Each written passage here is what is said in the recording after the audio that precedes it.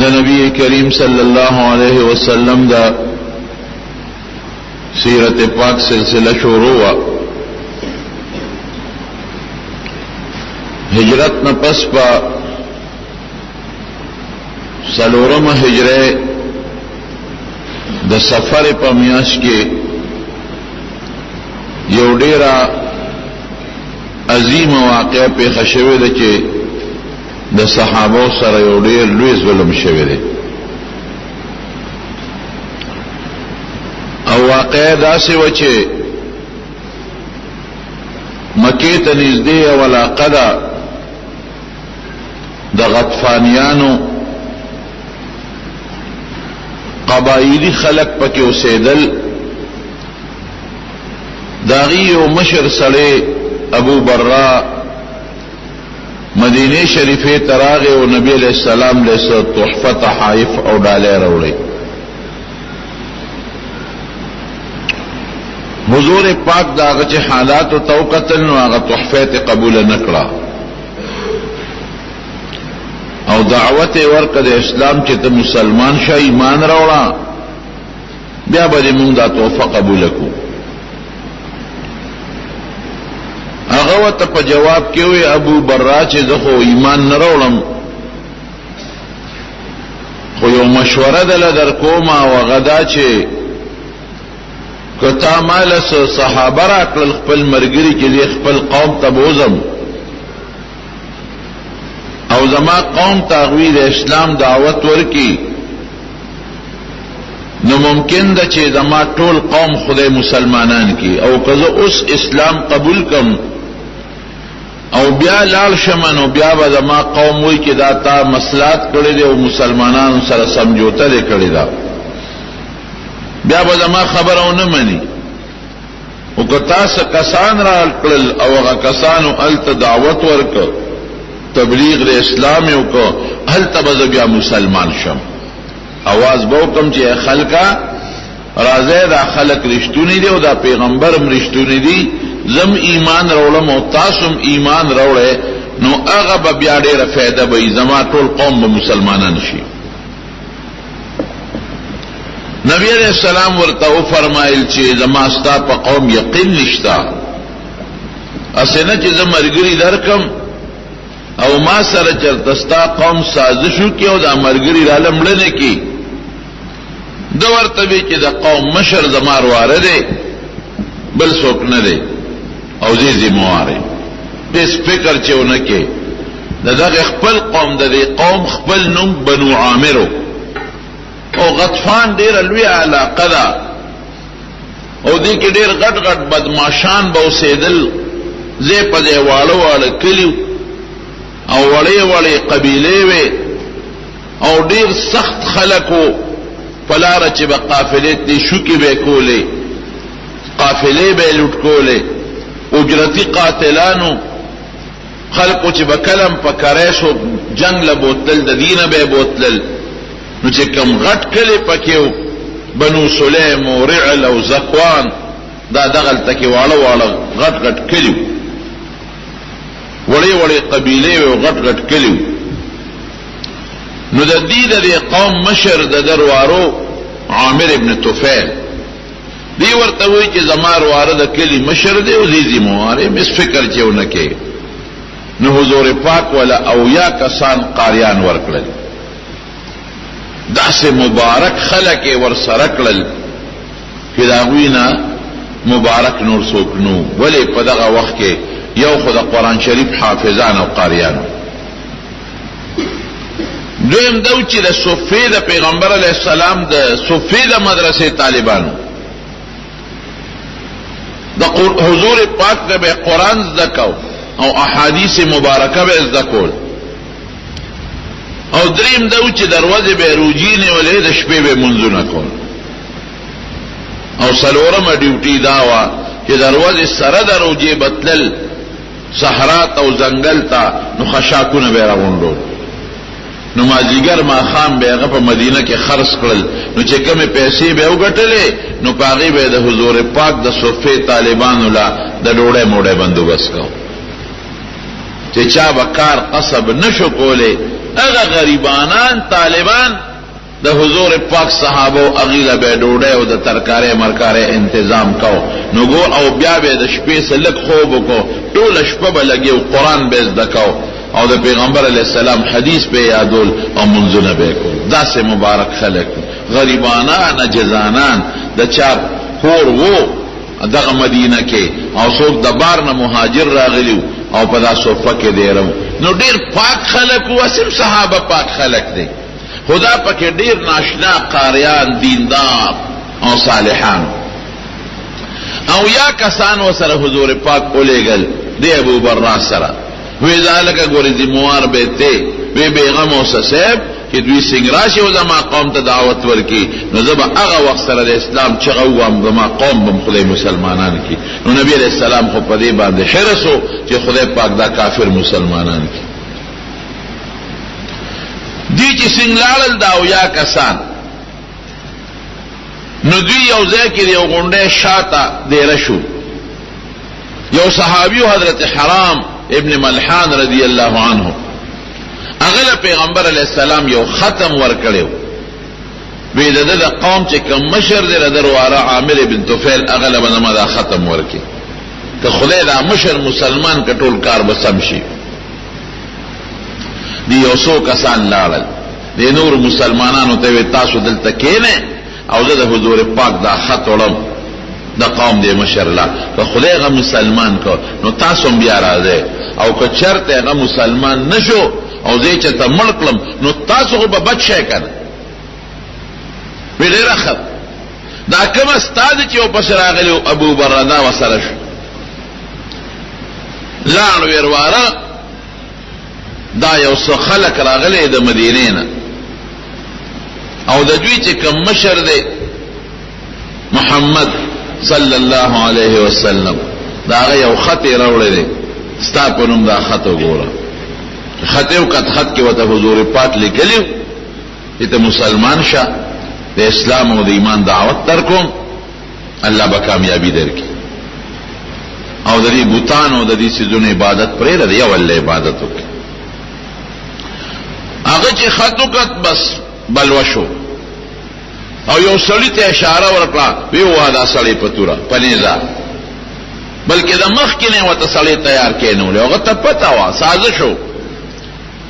بس هغه کافر نیزو چتکړه دا حرام رضی الله عنه غلګیا د سره خبره ترې کوي هغه نیزو چتکړه دا صحابي پیو او چې د شان په نیزو وو دومره سخت وو چې د نیزه هغه اوس په نتیجه سینې ته بار راوته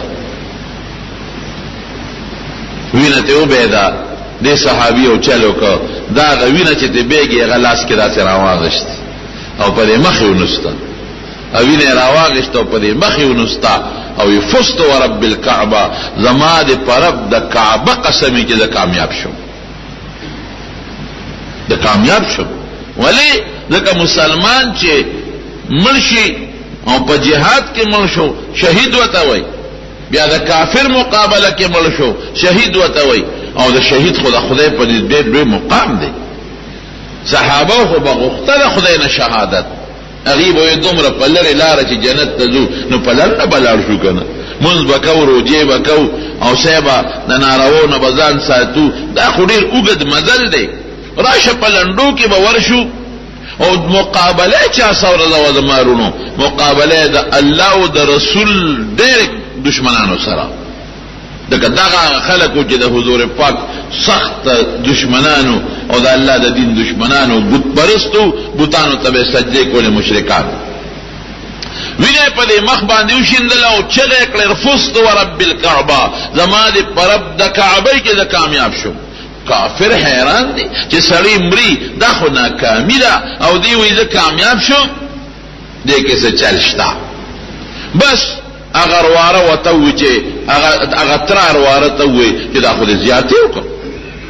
دا خو دې ظلم وکړه هغه وینا ظلم نه دې کړي قوم ته ورا پاسه او چې د سره نور کوم مسلمانان دي چې هغه ملکو قوم وته وې دې تر وته وې چې نه بالکل بدما یو قسم نه پاسه دا غي وجه دا چې ما دا د دوی د مشر سره په مدینه کې عهد کړی دی وعده مې کړی دا زه ضامن ذمہواری اغشته ده نو زما امن ته نقصان نه رسوي دارواري وي خچ دا قوم را سره نه پرې ته ګوره چې سقم زر لار په اسور شو غیر چا پیره قبایل راغون کړ او هغه او یو کسو مسلمانانو په سلاله سکم او یا کسانو او هغه ټول شهیدان یو یې پکې پرې نه خو صرف یو دو کسه پکې غریبانان بچ پاتې شو هغه دغه وخت کې سارو لګیا لته دی غیا راولله هغه چې ولیدل مرګرو ته ویل ک سلانجه په خدا وی څنګه وی دا قارغان او دا مارغان تاویږي را تاویږي دې قارغان او مارغانو نه معلومیږي چې د موږ مرګرو سره صدوکا او زیاتې شوی دی الکب شکیان شو چرال دا سکم دو درې کم او یا کسان صحابه کرام ټول په میدان کې شهیدان پراته وینو کې لط پت پراته خدای پاک دا ظلم شو بس هغه یو وی چې زخم ورزم په پرېدمانه بس دا شهیدان شو زرم پکې شهید شم که یو مې پکې ملکو که دو کافران مې ملکل څه خو به کم کنه بهر کیف هغه کې هغه یوم غریب شهید شو هغه یو پکې جمدې پاتې شو ادا سي جمدې پاتې شو چې هغه دغه د قوم مشر وی چې ما یو منښت کړی و چې عمره یې آزادو نو الکو درې کدل سر خو عزت مې پکې آزاد کړی او یو کس پکې غریب بل چتا بچ پاتې شو زخمیانو کې هغه په ګومان دا کړو چې دا مړ دی حالانکه هغه بیا وروسته په هوش کې راغی جمدې پاتې شو دا او یا کسان چې کم فقرا مسلمانانو جامع بینوي احادیثو کې راځي د غریبانو به جامع نه لنګ به او کمیس پینو او کله کمیس په ځای به صادر تو کړو نو هغه ته هم غټه غټه ټوټه لګېدلې او دغه د حضور پاک د جمعه طالبانو قران دکوا حدیث دکوا او دروازه روزي او د شپې د الله عبادت او تلاوتونه کوا او دغه د ځنګل نه خشاک به راوړو پاغه د مرګرو خدمت کوا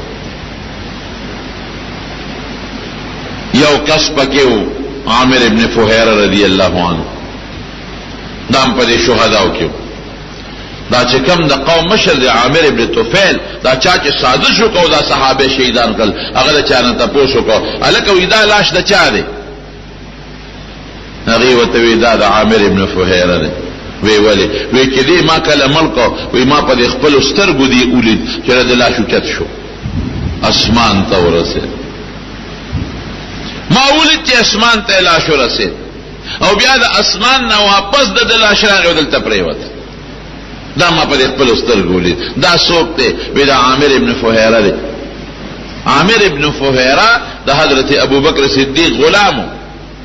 او دا هغه کسو چې د پیغمبر علیه السلام او حضرت ابوبکر کله مدینه ته هجرت کاو د خدمت کړې په لار د سلور کسو چې کوم قافله وا یو نبی علیہ السلام یو حضرت ابوبکر او یو لار خودون کې عبد الله ابن ورقت یو وسره عامر ابن فهيره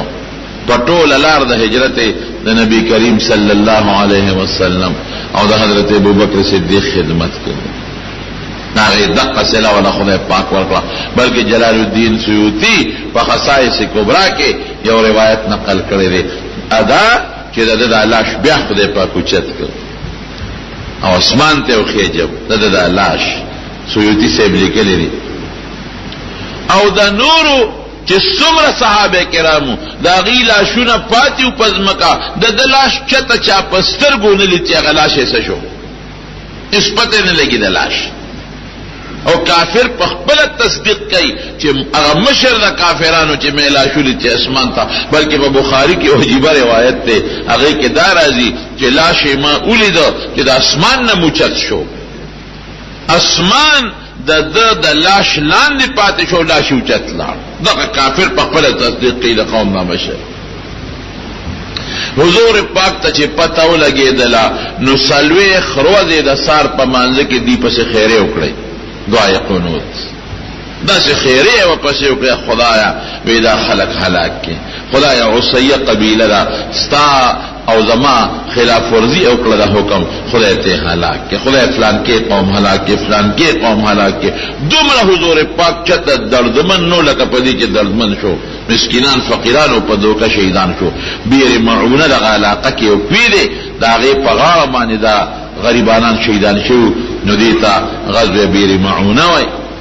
او سریة القرام ورتوي ذکر دا غریبانان قاریان او حافظانو نو سلویخ ورځې حضور پاک د سار په مانځه کې د دویم رکعت په اخر کې د رکوع نه پس با قنوت نازله وی خیره به مانځه کې کول او صحابه او ورسره امین دی چې کله خدای ته مخامخ شو ګوره د شهید جیبه مقام قرآن شریف کې الله وایي چې کوم سړی د الله په لار کې شهید شو دی ته به مړه نه وایي بل احیاء دا جمدی دی ولکن لا تشعرون تاسو پہ نہ پوئے گئے تاسو ته پته نه لګي چې الله تکل ور مخامخ شو نو رب او دی کې یو بل کسو دا غنمو عامر دا عامر ابن فهيرة دی چې کله شهید کو دا چې ما د تو چې اسمان ته لاش پورته شو دی چې کله شهید کو نو د یو کافر و جبار دا غنمو جبار ابن سلمہ هغه په تورو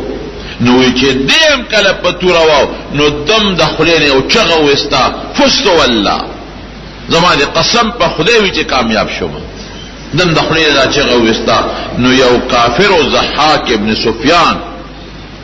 هغه وی چې لکه د څنګه وی چې فستو والله کامیاب شوم سړی خو چې مرشي نو بیا خلک وی چې لکه دا سړی ناکام شو مړ شو او د کامیابی وی نو چې دا لا شیول چې لا شو چت شو هغه ضحاک ابن سفیان خدای پاک مسلمان حضور پاک چې دی کله جنت تلال خدای ته مړ شو الله ته مخامخ شو رب العالمین ورته سوی وی وای صدل درکم سغواله چې تاسو له درکم دی ورته سوی وی الله مونږ چې سغوالو رابکه وی او وی خبيام دنیا تولېګه چې ستالار کې یو ځل دغه شهادت بیا حاصل کو بیا مولېګه چې دغه شهادت بیا مو حاصل کو یو ځل بیا ولېګه الله وینا دا خو زما فیصله ده چې یو ځل سړی مړ شو بیا به دنیا ته نه ځي وی خدمون یو پیغام خو زمون مرګرو ته ورساوه کنه وی دا به ورسو څه پیغام رسول غواړي وی زمون مرګرو ته صحابه ته حضور پاک ته دا پیغام ورساوه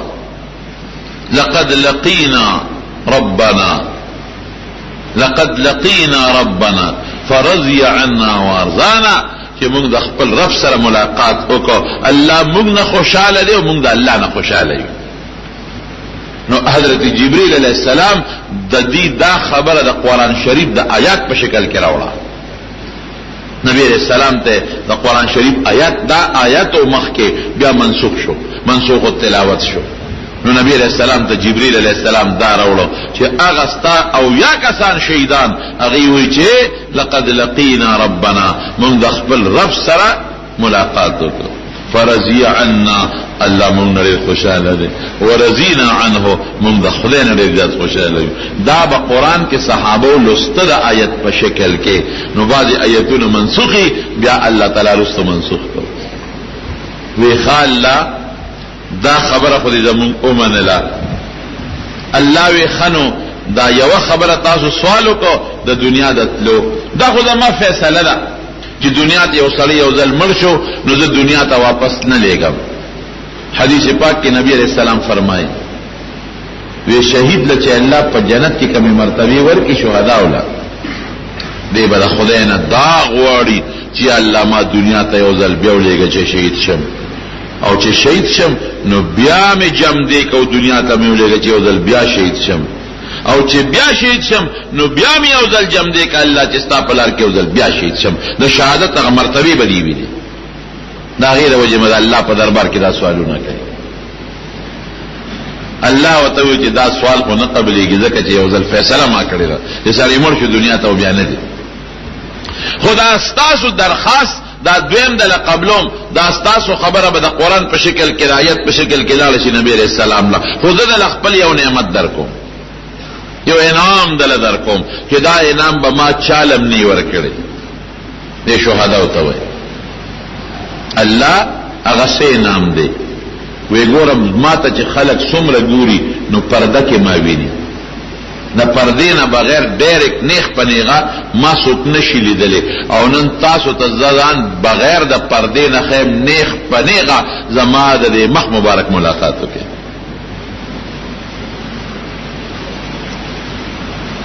دا یو غټه واقعه په 4مه هجره کې د حضور پاک د صحابه سره پیښه شوه. تاسو یقین وکړئ د شهادت د نبوت څومره لوی مرتبه پیغمبري او بیا د رسالت مرتبه د نبوت نه موچته ده او حضور پاک ته الله نبوت هم ورکړي رسالت هم ورکړي ډېره غټه مرتبه ده. د رسالت نه پس د نبوت مرتبه، د نبوت نه پس د صدیقیت مرتبه، د صدیقیت نه پس د شهادت مرتبه ده. 4 نمبر لار مرتبه ده او د حضور پاک دومره لوی رتبه ده چې یو الله نه مرتبه لاندې باقی د ټولو نه خدای چته مرتبه ورکړي. مخلوق کې د ټولو نه لوی مرتبه ده، لیکن تاسو یقین وکړئ چې نبی علیہ السلام په خپل د الله نه شهادت غوښته دي او داسې شهادت یې نه دی غوښتلی وایي د الله نه دا غواړم چې که زه شهید شم او بیا جم دی شم، بیا ستا لار کې وجنګېږم، بیا شهید شم او بیا جم دی شم او بیا ستا په لار کې وجنګېږم او بیا شهید شم. نو طالبان دلته سوال کوي چې حضور پاک له ډېره لوړه مرتبه خدای پاک ورکړې ده، نو د دومره لوی مرتبې سره شهادت خو اوچت شي دی، خو د نبوت او رسالت نه خو لاندې درجه ده، نو د شهادت سوال ولې کوي؟ زمونږ علماء لیکي وی بعضې وخت کې یو شی مرتبه کې کمی خوند پکې وي، لکه یو سړي د چرګ پولاو پروت دی او سره کړې غوښه هم ورته پرته ده، مثلا اعلی شي ورته پروت دی خو دې بیا هم چټني غواړي. هلکه یو چټني څه چې دی خو یو ټماټر دی او پکې یو مرچکې ورلړه کا او ټکوه دا پودینه پکې ور واچوه یو 2-3 ټسه نو چټني ټوله د 1 روپۍ نه جوړېږي، د 2 روپو نه جوړېږي. چرګ پولاو سره کړې ورته پرتې دی او دې بیا مو لکه چټني پکې نشته، نو چټني په هغه چرګ پولاو نه ډېر لاندې شي دی خو یو خوند دی پکې چې سړی خامخا په ډوډۍ کې غواړي.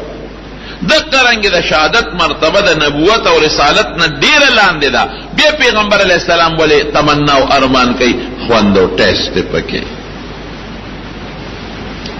قرآن شریف کې الله وایي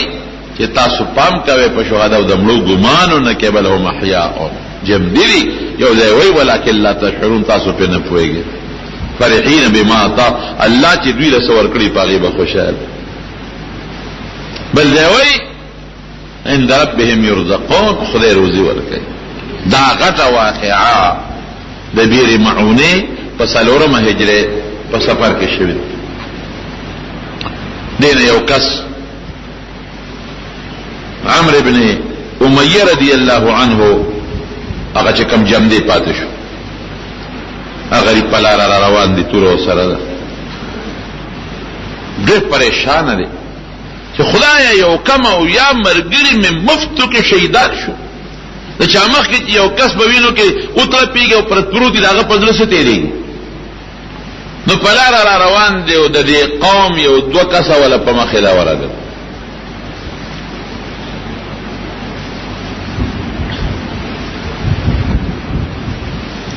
الحمدلله هم دغه بنو عامر د ظالمانو د قوم 2 کسان په مخه ورغل. هغه 2 ته دا پته نه وه چې دې کوم ځای نه روان دي او څه شوي دي، او ده ته دا او ده خو بس هغه 2 کسانو سره سلام کلام وکړه، ځان یې پیغلې کړ. یو طرف ته کېناست خو چې هغه 2 ستړي اوده شو که نه، د وی راشه د دې 2 کسو قوم خو زما یو کم او یا مفتو کې شهیدان کړل، راشه یو 2 خو پکې مړه کړ، تورې راواغېست او ټس وه 2 مردار کړل. چې 2 مردار کړ راغی نبی کریم صلی الله علیه وسلم. حضور پاک ته الله مخکې اطلاع ورکړې وه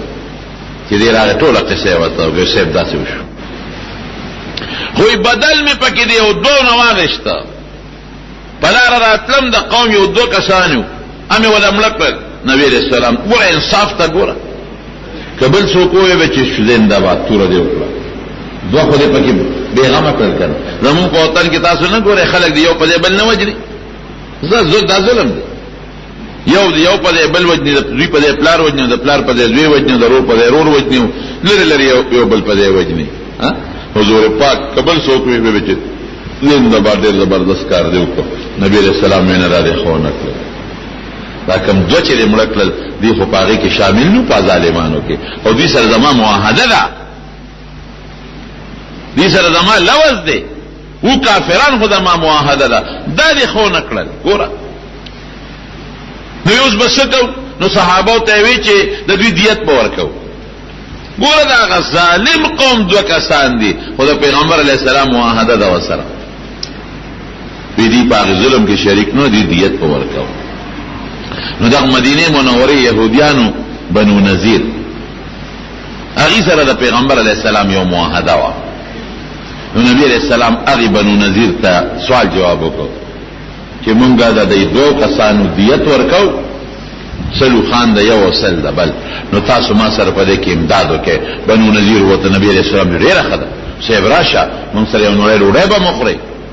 او مونږ بدل دیت کې سم درکو نبی علیہ السلام حضرت ابو بکر صدیق حضرت عمر فاروق رضی اللہ عنہ حضرت عثمان او سگن صحابه کرام لعلل هو تکسان شپگو کسان د بنو نذیر علاقه چې څنګه لعلل ندیر یو دیوال یو کوټه و داغه د دیوال خوا کې وتا صادر خور کو پسوري بستر وتا واچولا حضور پاک هم کینو صحابه هم کینو او ډیر وسره ستړي مشي په خوشاله او کله په مینه او کړل او یې سب بالکل موږ سره په دې دیت کې مدد کو او میانس کې میټینګ وکړو د کوټې سر ته د میچنه پلخې جوړو او یو سړی ته وی غلي بکینه او دا پل په نبی رسول الله د پاسه راوغورځي بس انا به ختم شي ګوره دا يهوديان ډیر سازشان دي خو بیغمه صحابه حضور پاک کې ناستل دیکھیں نبی علیہ السلام تعالی جبریل علیہ السلام رونے ویسا خلاف سازش جوړ څنګه جوړ دے وی سړی بر پل خېجولې د میچنه او در باندې را غورځي پیسو کم په پاسونه مدینه ته ځه چاته غږ وکاو بس نبی علیہ السلام د صحابه د من نه پاسې د صحابه ته اډوګه نه کو او نیغ روان شو مدینه منوره ته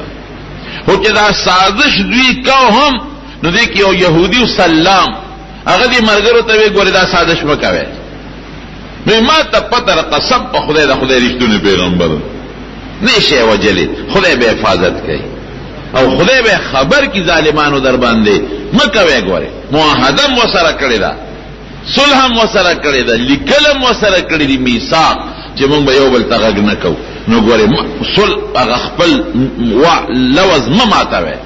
هغه وی نه رب خلاص بشوته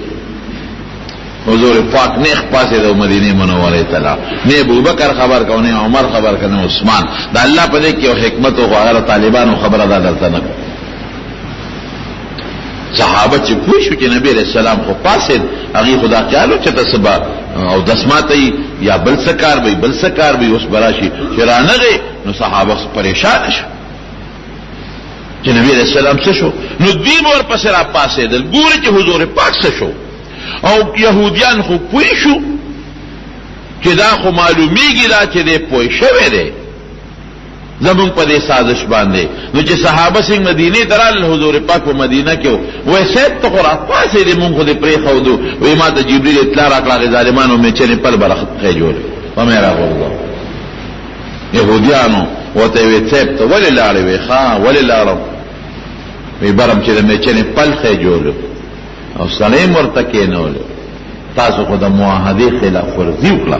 یو دا خلاف ورزي وکړه د يهوديانو او یو بل یو خلاف ورزي وکړه نبی علیہ السلام دې دعوت ورکوي مسلمانان شه هغه وته سوي ودا سو قدرې کس عالمان مونږ بشو درې کسان او یو بتش دوه کسته ځان سره کا نو درې تاسو درې مونږ به یو بل سره خبره تریو کو نو کوم په خبرو کې کامیاب شو نو بیا به تاسو زموږ مرګرتیا کوي او که تاسو خبرې ټیک وي نو موږ به ټول قوم ستا مرګرتیا حضور پاک ودا خو ډیره خبره یو بزشم دو صحابه وشي را سره او درې تاسو عالمان راولې خبرې وکړو کما مطمئن کړل نو ټیک ته مسلمانان شي کمه نه کلمه کېږي دوی څه سازش وکړو دوی چاړې تیر کړې خنجرونه دوه مخې دي او هغه له زهروبه ورکړي او غدرو کسانو ته وی چې دا په جامو کې ځان سره پټه کې او چې سنگ تاسو او دا نبی علیہ السلام ازاو دو مرګرو سره ځان لشه نو چړې راو باسي غزارونه پیو کې چې قصه خلاص شي ده بل سازش حضور پاک ته فورا خدای پاک حضرت جبريل علیہ السلام راوړي قرآن شریف کې الله ذمہ داری اخیستره مدینه ته چې حضور پاک لاړ نو ځان سره به یو څوکیدار دوه ګرځول دا په شریعت کې منع نه دي چې څوک ځان سره د حفاظت لپاره یو کس وساتي نو فورا الله قرآن شریف کې یو سورہ پس آیات نازل کول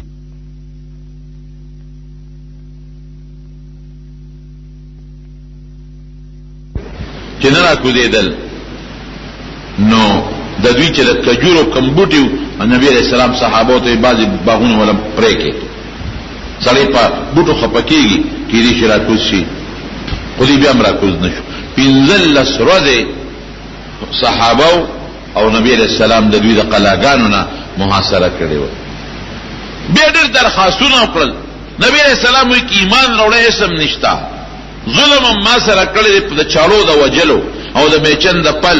دا غرزولو او په هوت کې زمون خلاف د کافر مرسته دا ظلمونه هم کړی دي دا د تار سم محکوم کې ایمان راوړي او که مسلمانۍ کې نه ایمان نه راوړي بل اسم نشته جنگ به سره کوم پرېدم نه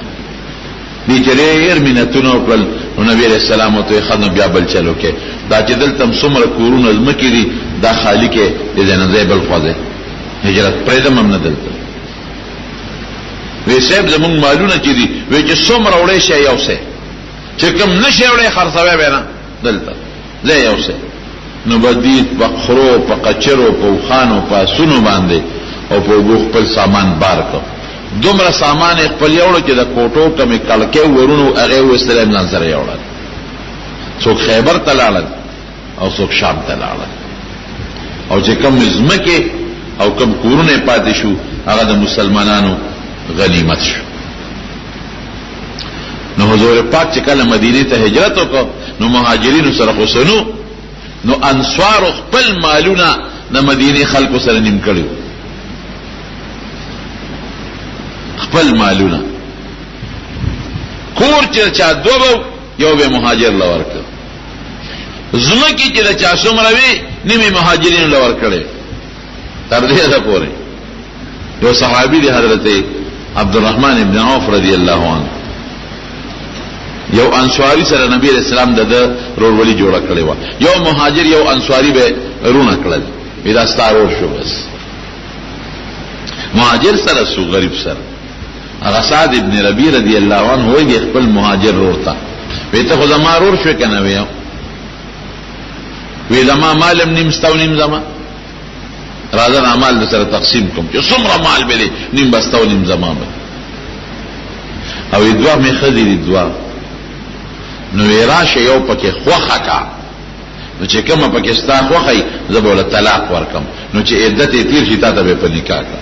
او به کې څوک داسې قرباني نه داسې قرباني انصار کول دا نه چې ګنیولې یو خدای طلاق قوم تعالی په نکاح در کوم بیا به خلکو چې دغه نه وخوخه او یا به وی چې دا بوډه وا ځان ته خلاصو درې په نکاح ورکوله نوې راشه چې زما په دوه خذو کې د کم خوخې دي د تپریده موتا ته په نکاح کوم ولې رور مې شوې ا پښتانه یو ستو کې ها بلې د موټي وباسي کې څنګه ده هغه وی داسې نه هغه هم داسې صحابي هغه وی بارک الله فی اهلک و مالک وستا په مال او اهل کې د خدای تعالی برکت واچي ما ته بازار خایا د تاجر سره تجارت مزدري بازار راته خایا چې ځان له ګټه وټه وکم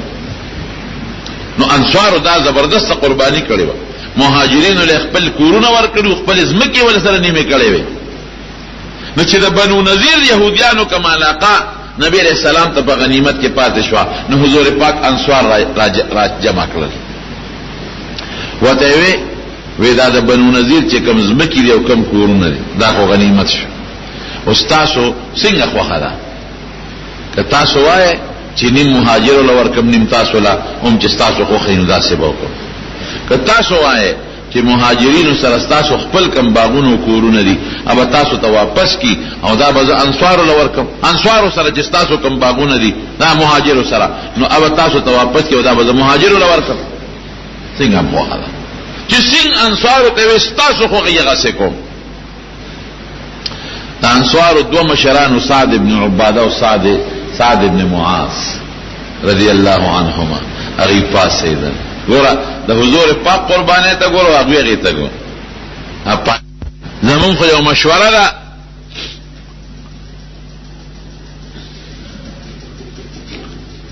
وی زمون خو یو مشوره ده وی هغه څه وی دا مالونه چې څومره دي د بنو نذیر د يهوديانو دا زمون دیرونو لور کدي مهاجرو له زمون نه دي پکار او مونږ چې کم کورونو کم ازمکه دوی له ورکړي دي امته واپس نالو د دوی دي او دام دوی له ورکا نبی رسول الله داسې نکو داسې باندې کو که دوی له دغه مالونه ورکوم نو دی به تاسو طبيعه تاسو خپل کورونو ازمکه واپس کړئ او که تاسو ته خپل ازمکه کورونه نه له نو بیا په دغه ازمکه تاسو له باندې مدار کو نو بیا حضور پاک داسې وکړل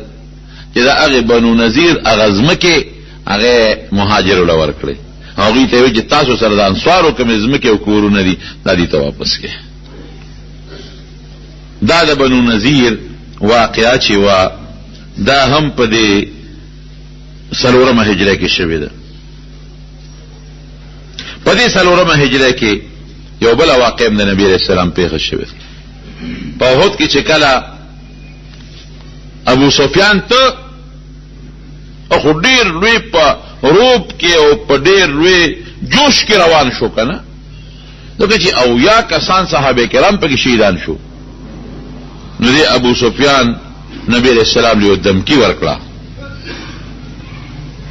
ودا سے بکاو چې کال پس په بدر کې تاسو مرزه بم مرزو یو جنگ بیا کو موعدنا بدر زمونږ استاسو د جنگ بدر مقام شو او کال نیټه شو او العالم نبی کال پس بیا راځي چې کال تیر شو نبی کریم صلی الله علیه وسلم د خپل وعده مطابق په شعبان کې ځان سره صحابه کرام واغشتل او بدر ته لاړ وی دې چې ابو سفیان مالا چیلنج راکړي مالا دمکی راکړي دې چې زو دې ته بدر صغرا وای لاړ نبی رسول الله خو چې څنګه لال بدر ته ابو سفیان ته چاغلوي چې تاسو مسلمانانو له دمکی ور کړی دا غب ته لگاو که رښتیا دی وی ولې وی مسلمان خو راغلي دي بدر ته دیو نو او یاره لا نه دې سلورمه هجره کې یو بل واقع پیښ شو یو بل جنگو د نبی کریم صلی الله علیه وسلم بعض قبایلی خلق اور مسلمانانو ته نقصان ضرر رساو نو پیغمبر علیہ السلام غزوه ذات الرقاع نبی علیہ السلام دا هغه خلقو دا دباو کولو د پاره د جنگ په غرض نه چې جنگ وسره کو دا هغه خلقو د دباو کولو د پاره ځان سره څنګه شمیر صحابه کرام واغشتل اولاد چې په قبایلی علاقو باندې بلک وګرځو او موږ بل خپل قوت او طاقت د کافرو ته خایو نو چې زمونږ د مسلمانانو د پامن شي د حضور پاک پکې یو دوه واقع یو دوه معجزې پیښې شوې پلار باندې چې واپس کله راتل بخاری شریف کې حدیث دی یو صحابي وایي چې موږ به کوم ځای دمه کوله موږ به داسې ځای کې دمه کوله چې هلته به اونې وي چې سوري پکې وي او د نبی علیہ السلام دا حکم و چې تاسو به ګورئ دمه د لارې د پاسه نه کوئ داسې ځای کې به دمه کوئ چې لار به کوله وساتئ یو د کیکر د اونو یو شاړه علاقه وه هغې کې مونږ دمه وکړه نو صحابه د اونو لاندې خواره شو او پرېوته ستړي ګرمي وه او چې کومه ګوره اونه وه نو هغه مونږ پیغمبر علیه السلام ته پرېښوده دا به زمون قانونو چې کوم به اورنه به ګوره او سورې به زیاتو او به مونږ حضور پاک ته پرېښودو مونږ مده شو بې غمه ځکه دغه وخت کې د جهاد نه واپس راوي دشمن شته نه او حضور پاک مده شو او مونږ خپل تورې د اونو د احرامونو پورې ویزان وکړي او نبی رسول الله مبارک خپل توره د اونې احرام پورې ویزان وکړه وی اوس چې زراوی شمغه صحابي وي او قتل نو نبی علیہ السلام سره یو سړی ولاړ دی وی ما ته اشاره وکړه چې دلته راشه وی مونږ ورل مونږ خیر دي شه دا سړی څوک دی وی زو دوما او دا سړی راغی او چې څنګه راغی نو دا ما توره دراواغشتا او د تیکی نه راوستا او د تورې پاغه کشارو زراویخ شو وی چې راویخ شوم او می قتلا نو تور وسره کولاو پلاس کېده د تیکی لبا او ما ته وی چې ما نه یریږي نا کافر ایمه تا نه ولې یریږي تا نه یریږم کدا خدای نه یریږم وی ما ته وی چې څوک بدران اخلاص ایوس نا کافر راته غورس نو غورس څوک بدران اخلاص ای وی ما وی چې الله به من اخلاص وی چې دا می وی پر پیدو شو او را پیدو سره تور راواغ توتیکی کې واپس بند کړه وی تور ما راواغشتا او بیا می وته چې ما نه بده سو خلاصای وایوس وی دا د مخامخ ولال دی اوس ګورلم د حضور پاک معجزه وا سړی راغلی په ساده شو ټول صحابه پرې خو د نبی علیہ السلام لراغه او بیا داسې ساده شو کو پیغمبر علیہ السلام یې گزار کو خو هغه سره غلاس کې سنو لیکن الله د حضور پاک مدد او دا هغه आवाज بدون رو پریوت چې تورې واپس دن نکړه ایمان به سو خلاصي اپر پیدو شو او بیا صحابه او نبی علیہ السلام میزا ویزی معفوم غږم وته نه کو ما معاف کو دا غي اثر پاغه غورس دا پریوت چې هغه خدای مسلمان هم په دې سفر کې یو ځای کې صحابه او ته نبی علیہ السلام دې مخامخ درکې با څوک څوکیو کی ځکه مون خوشبره دلته وسود کېږو خو یریګم کې لدې درې نه چې ته کافر په مون حمله ونکي را نشي او یاد دې درې نه په غشره باندې غزارونه ونکي څوک بداسي چې هغه به دقه درکې څوکیو کی دو صحابه وی سیب دا څوکې به مونږ نی خذلل شه دا درکې مخامخ ودرېږي او دغه نه طرف نه زیریګم په د حمله زما څوکې کوي نبی رسول الله صحابه ته ودشه او یو اعلان وکړ وی چې څومره مرګري په اعلان د میدان کې یو کس بنو درېږي ټول سمله پزما کو ودشه او چې څومره مساروي دي نو ساروي یو کس ولال پرې نه دی ساروی سملوه وی تړه او خانو لچ دا کونډه وتړي او به سمې لې بیان شي پاسې ده وی سیب دا ولی وی ماتا الله یو اطلاع راکړي او طوفان راځي او هوا او داسې طوفان برازي چې کوم سړی ولارو نو چتای وي او کوم ساروی ولارو به بوچتای حالانکه د ماخام نه د طوفان او د اوالو څخه پته نه لګي الله مغه وکړه د شپې طوفان راغی صحابه هم لاستو اس تکلیف وته نه رسي او صحابه او ساروی تړلیو نو ساروی بیغمه په خپل ځای ملاسو تکلیف وته نه رسي او یو دوه کسانو هغه د حکم خلاف ورزي وکړه هغه ولاړ پاتې شو چې ولاړو نو هغه هوا چت کړل او مخامخ دوه غرونو د پاسه ورغورځو بلکې یو روایت کې راځي چې او خلال پاتې شوی نو هغه اوخم دی زل طوفان اوچت کو پغر د پاسه ورغورځو هغه دوه کسان چې په در نبی علیہ السلام مقرر کړ هغه کې هغه یو صحابي دی بل مرګري ته ودا څه کو سبا دواړه ویخیو خدا سره کو چې نیمه شپه به ز ساوکه وکم تو دشا او بیا به تارا پاسو ما نو باقی نیمه شپه به تساوکه وکم زه به خوب وکم وی ډیره خد دا یو مرګري دشو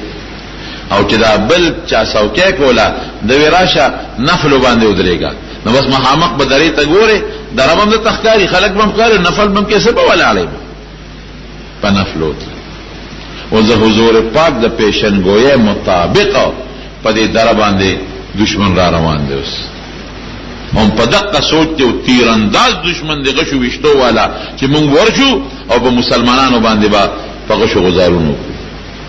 نو غشي چې دی او په غزارونو کې بلا صحابه به شهیدان کیږي چې وی قتل چې دلته خو صلی سو کې ته ولا ناغي په غشي غزارو کو چې تاسو شو د صحابیه په خېټه وښت دی خو لګیا دی په منځله چې خېټه وښت د هغه منځ کې هغه شونه واخو غردو خپل منځ کې هغه دا خیال لاګي چې سړی خونه لګید کې لګیدل خو پروتو بل غشي باندې وښدي په بلو لګید چې ولګید غشي زره وس اخو غردو هغه چې وکتل چې سړی خوره پینه غشي مې جوړ خطا لاله کشپه ده سپومه ده چې تاسو په بل غشي وښته او چې دې په غشي وښته بده په غشي وښته راوخته اخو به غردو ورې غشي وکتل څونه ګران کار غشي سره د ګندل واستن خدانه چې بار به وځه غشي وزري وي هغه چې په وجود کې ورننه ودی نو هغه وزري پر خېټه غوخه کې ون خلی بیا نه کېسته او چې روباسه نو بیا غي سره غوخه روزي ویني ته اوس بیګي چې ویني ته بیګي نو هغه بل مرګري را پاسه د په دی وینو باندې لون شو را پاسه چې وې قتل دیش په مانزه ولاړ دی بده منظر مختصر کو سلام یې وګرځاو هغه وته څه چل دی وې دې دارین سعودي هغه غالو په ما باندې گزارونه وکړه او زه خو ویشتم نو یې نیک بخت ماته دی پاغه وخولې نه وې پاغه تیم باندې راته ویلو وی یاره مول می شروع کړو پکې یو صورت می شروع کړو ډېر خواندې را کړو یو صورت میں شروع کړو ډېر خوان دی را کړو مې دا صورت نیمګړې نه پرېدم راشه دا بخلاص کوم بیا قبل صحابي سره غشو یو سو یو وشتل دشمنو تخته کله حضور پاک دا پیشنګوئی نه او دا صحابه په درنو درول څومره تکلیف به صحابو ته رسیدل او دا صحابه د منصره او د تلاوت سره څومره شوق او د حضور پاک څومره تابعداري کړې په دې جهادونو قسم دې ګورې زمونږ د ایمان او زمونږ د اسلام او دین دا د صحابه او برکت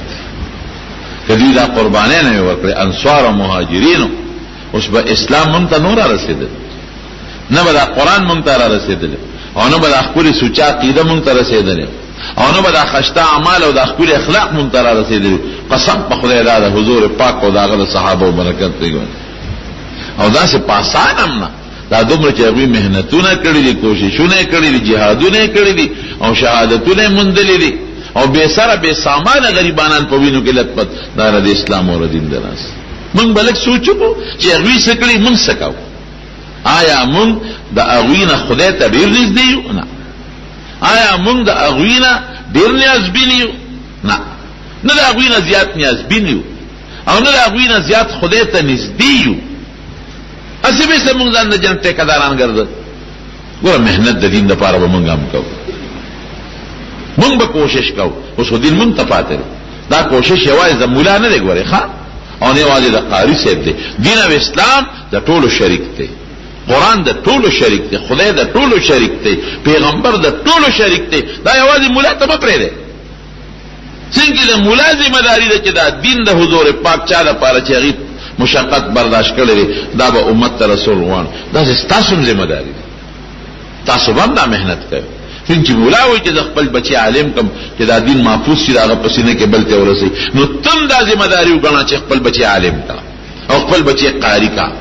چې دا دین د دغه عالم او د دغه حافظ او قاری په سینه کې محفوظ پاتې شي او بل ته ورسوي دا نبی علیہ السلام خو دې له داسې نو کړي چې دا یو بقاری او باقی دي او دا یو د علم کې او باقی دي او دا یو د ازوی د عالم جوړیږي او باقی دي نه هر چاته قران خولیو هر چاته احادیث خودلیو هر چاته عقیده خودلیو هر چاته عمل خولیو هر چاته اخلاق خودلیو نو د دین بلتا رسول دا د هر مسلمان ذمہ داری ده علم زده کول د هر مسلمان ذمہ داری ده قران زده کول د هر مسلمان ذمہ داری ده او دین بلتا خودل د هر مسلمان ذمہ داری ده الله دې په دې ذمہ داری کې مون کامیاب کړي رب العالمین چې څومره مریضان دي ته ول شفا ورکړي الله دا صحابه کرامو چې کوم قرباني ورکړي د خدای داغي اجرونه ورته نصیب کړي خدای موږ هم د صحابه په نقش قدم باندې روان دي خدای چې څو پس پریشانو کې مبتلی هغه په خوشاله باندې بدل کړي خدای موږ د ټینشنونو نو ساتي خدای د مخلوق د شر نه مو ساتي پروردګارا که څوک تندستي مقروضانی خدای ته قرضونه خلاص کړي رب العالمین چا د څه مشکلات یې غول په خوشالو بدل کې الله که څوک په مجلس کې بیماران یا په کورونو کې ټول شفا ورکړي زموږ د جمع او مرګري دا غروندار وفات شو پرون هغه ته دعا وکړي چې الله تعالی مغفرت نصیب کړي افتخار جی سے غروندارو الله دې مغفرت نصیب کړي خدای پاک دې لوی سفر د آخرت د خوشالو کې او کنور څوک وفات شوی وي زموږ پرې سیدو کندي کې دا مرزا صاحب دین ګور وفات شو الله دې غي مغفرت نصیب کړي څومره مردگان وفات الله دې ټولو بخي رب العالمین که څوک جمدی د موږ د اسلام او د ایمان د هدایت ژوندۍ نصیب کړي بچیم د لوفرو د جن او ساتي بچا اولاد نشته خدای رارینه صالح اولاد نصیب کړي او څوک په رنځونو کې مبتلا دي خدای رنځونه په خیر او په خوشاله بدل کړي اخر وخت په خدای کلمه نصیب کړي لا اله الا الله محمد رسول الله